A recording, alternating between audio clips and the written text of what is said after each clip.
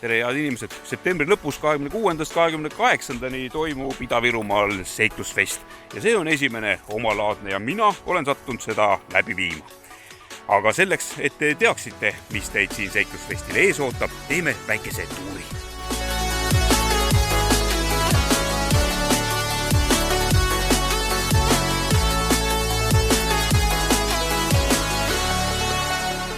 No nii, Jüri, mis on see aktiviteet, mida kaevandusmuuseumis seiklusfesti külastaja teha saab?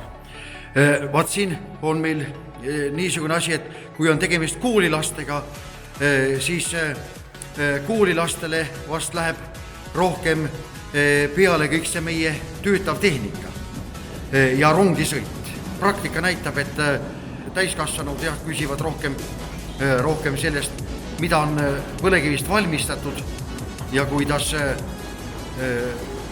teda on ajaloo jooksul kasutatud, sest tihti juhtub isegi sellist asja, et inimene ei tea, mis asi on kivisüsi ja põlevkivi.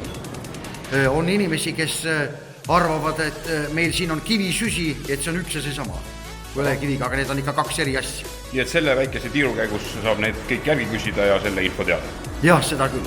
Ja lisaks sellele saab siit endale uhke kiivri ja uhke jope ka, sest tegemist on ikkagi maa-aluse üritusega ja siin, kuna on kaevandus, siis võib ka üht-teist riiete peale tilkuda, nii et nende asjadega peab igal juhul arvestada. Jah, seda kindlasti, et siia liiga heledas riides ei maksa tulla.